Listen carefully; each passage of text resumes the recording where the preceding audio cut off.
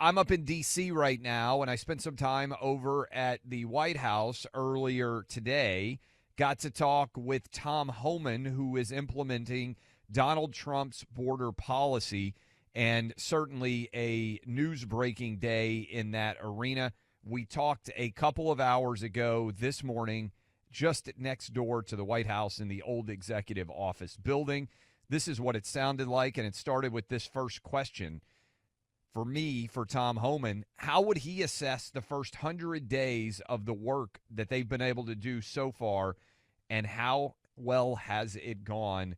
This is what it sounded like. We're kicking ass. I mean, look at the numbers. I mean, in 7 weeks, we got border crossings down over 90%. And right now, as today, we're down 96%.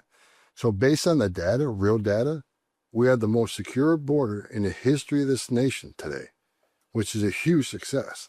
And other than just the numbers being down 96%, there's two other metrics I look at on the border that are extraordinary. Under Joe Biden, we averaged 1,800 gotaways a day, 1,800 known gotaways, people we know cross the border, but got away because the Border Patrol's too busy changing diapers, making baby formula, and so forth. We went from 1,800 a day to less than 40. 40, 42 many. Yeah. We'll get them too. But and the other number is of those that we apprehend every day. Under Joe Biden, we got over 11,000 a day. Today's number was 178. 11,000 to 178. The third metric I look at is how many people got released from the border, because President Trump ended catch and release, right? So from inauguration day to April 1st, last year, January 20th, April 1st, last year under Biden, they released 184,000 people, illegal aliens into the United States. Same time period under Trump, 9. 4 of them were material witnesses we needed for a criminal trial. 4 was extremely urgent medical needs that we couldn't remove. Got to take care of the medical needs right away. And 1 was for a humanitarian reason. I think it was some sort of organ transplant for a dying child. 184,000 to 9. So we got the most secure border in the history of this nation right now. Okay, so the border is secure. Is one of the biggest lies we were ever told that Congress had to act to secure the border? President Trump did in 7 weeks what Joe Biden couldn't and wasn't doing 4 years. Like the president said, you just need a new president, right? So we already secured the border at record levels during Trump 45. And we knew what we needed to do to get it back. Plus, we're taking additional steps in addition to what we did before. Again, he achieved the most secure border in 7 weeks. But now it's a record achievement because we're even securing it at a higher level now. President was able to do this because of his out-of-box thinking, right? Whether it's Remain in Mexico program, third safe country agreements, Indian country release, plus the consequences. People now know if you come to our border, you're not being released in the United States to go hide out. So you can't have strong border security if you don't have strong interior enforcement and consequences. So all this plays into a great success. How many people do you think are illegally in the country right now? 20 million. 20 million. If there are 20 million, two-part build on that. Do you think some people are now self-deporting because they're aware that there are consequences for being here illegally? Do you think that's a real thing that's happening? Yes. You do. How significant do you think? Look at CBP One app. I think if I remember correctly, we're over 5,000 already. A lot of people are just self-deporting without going through the CBP home app. The intelligence report is showing caravans heading south. The Darien Gap, which basically hundreds of thousands of people go north, now people are going south. Oh, wow. It's not shut down. Yeah, Traffic's going south. Yeah. People realize that there's no free ride anymore. You're not going to be arrested at the border and released. You're going to be either immediately returned, you're going to be detained until we return you. You're not walking away from the border. Okay, so if some people are starting to self-deport, obviously much of the media attention has been on the intentional deportations that are occurring inside of the country. And it seems to me, and you correct me if I'm wrong here, we had a policy where Joe Biden lets 10 million plus illegals in. You said you think there's roughly 20 million illegals in the country.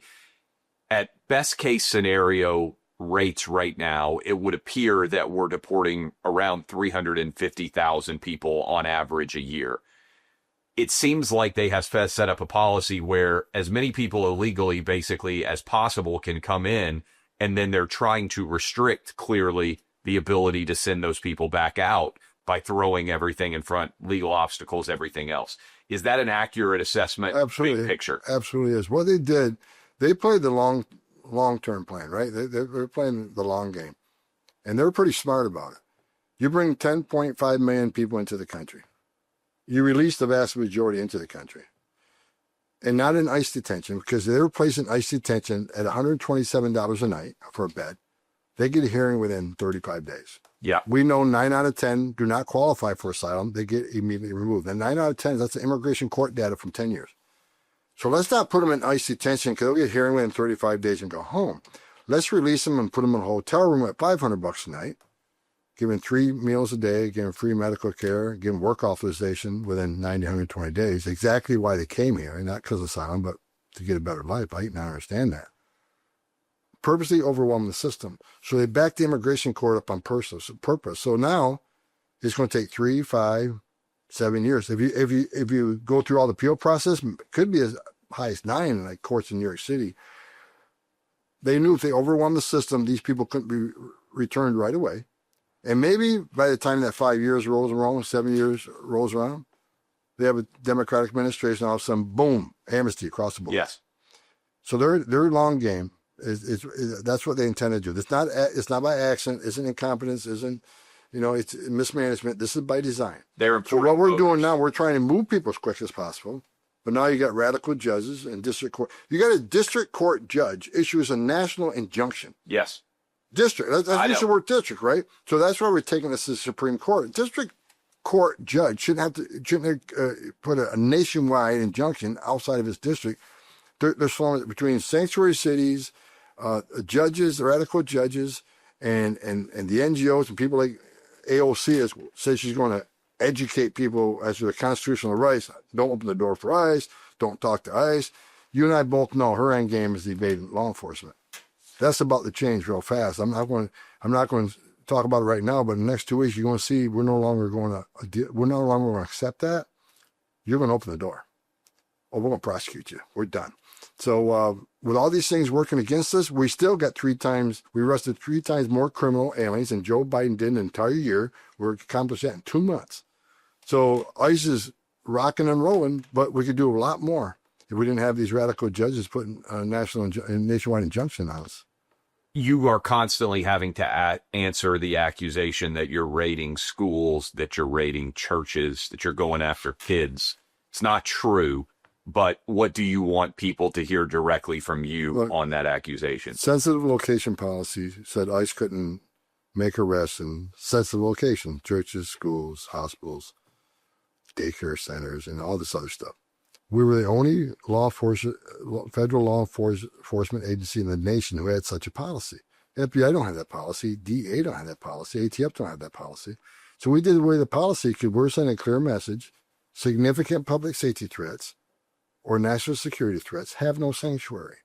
For instance, we got an MS-13 member who's a senior in the high school, and we're looking for him. We can't find him, but now we got information. He's sitting in a classroom right now, significant public safety threat. We're going to that school with local authorities. We're going to place him under arrest. We're not going to sweep the school. We're not going to ask every student at that school their nationality. Same thing with churches. We know there's a national security connected with terrorism, and he's attending mass. We're going to go to the church. We're going to arrest him. No, we'll probably arrest him on his way out. We'll send somebody and watch, make sure he leaves. But there's no sanctuary for criminals and national security threats, and that's what the policy is about. You're not going to see a school being swept or a church being swept or any of that stuff. It's just garbage. But the left media puts that out and putting fear in the immigrant community to turn the tide against us, right? I promised from day one we're going to be transparent with the American people. We can't lose the faith and the support of the American people. But the left's working real hard to send misinformation out so people say, okay, maybe ICE is a radical group. I read last night, the ICE is compared to the Nazis, for God's sakes. And you look at what they're doing, they're concentrating public safety threats and national security threats, and the data clearly shows it. Every public safety threat we arrest and deport, this country's that much safer. When you see Democrats flying to El Salvador to make, in theory, the focal point of your deportation policy, a alleged wife beater, a guy who was clearly adjudicated to be here illegally, evidence a massive amount that he is an MS-13 gang member, and evidence out of Tennessee that he may well have been engaged in human trafficking because he was driving a human trafficker's car, and all the people that were in that vehicle were let go by Joe Biden's FBI. Are you sometimes in disbelief that this is the guy they decided to decide that they need to go to war to defend? Actually, I am. I mean, I knew, I've said it on numerous radio shows, after President Trump won and we're waiting to come back in, I said, day one, they're going to vilify the men and women of ICE. They're going to vilify the men and women of the Border Patrol and everybody in this administration who's going to enforce immigration law. I called from day one. But I said they're going to capture a video of first woman or child crying and play it on a reel over and over again. Yeah. I never thought for a moment they're going to support an MS-13 gang member designated terrorist that we removed to his homeland. He's home. Yeah. And we did the right thing. But I find it, I'm shocked every day that more want to go down there and hug him. It's ridiculous. And while Van Halen went down there, the day before he went to El Salvador, there was an illegal alien that was charged with murder, released from custody. They ignored the ICE detainer and released him to the street, and we took custody back from him. Rachel Morin was murdered in Maryland. How come he's not beat with angel moms and dads? I mean, he ought to be fixing the sanctuary status of that state rather than going and hugging on MS-13 terrorists. I find it shocking, but I hope they keep doing it. How many hours a day are you working right now? I don't know. I work. How many hours do you sleep? When I leave, I can tell you this. Since January 20th, I think I've had total days off without working, 4. I mean, even when I'm home, I'm on my computer working. My security detail, I got the best security detail that exists. And these guys, they're awesome. And there are a lot of death threats against me and my family. And I'm working these guys to death. I mean, they're working 7 days a week. And it's a tough job, but, it's just what we're doing is historic. When I retire for the 3rd time, I'm going to say, okay, I'm done now. What are you going to do when you retire? I'll probably keep raising hell if the Democrat administration comes and tries to undo everything we did. I'm hoping Congress fix that. Congress can change a few laws to make this permanent. So every 4 years, we don't have to worry about another president coming in and undoing it all. From here, you are going to take a 9-year-old Make-A-Wish kid where? And with everything that you've got going on right now, why is it important to take the time to do that? Because I'm a father. And my worst nightmare is to bury my child. I've held many dying children throughout my career on the border. I've found many dead children, and every child, I see the face of God in every child I've ever met. I don't care who that child is. So I was asked by a Capitol police officer who's friends with his family, is there any way we can get him into the White House and just to look at the resolute deaths, just see where the boss sits. I'm doing it. I think it's the right thing to do. And as a father, I just, God bless the family. It's any parent's worst nightmare. So I'll do whatever I can to bring a smile to his face, but it's just a sad story all the way around. I wanted to close with that because when we sat down for the interview, he just said, hey, I've got to go. I've got 15 minutes. And he told me what he was going to be doing. But I think it speaks to Tom Homan.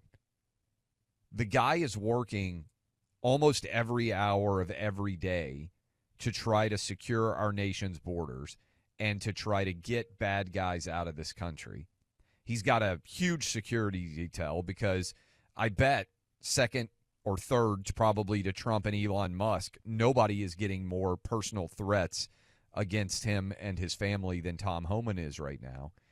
And yet he still has the decency and humanity to be thinking, even amid all of those jobs, hey, I'm going to make the time to take a kid into the Oval Office who's 9 years old and has a severe, potentially deadly disease that he and his family are dealing with.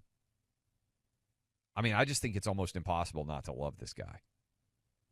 And to be as committed to his craft, to be as committed to what he's doing as he is, should be an inspiration to all of us. Donald Trump made a hell of a hire with Tom Homan.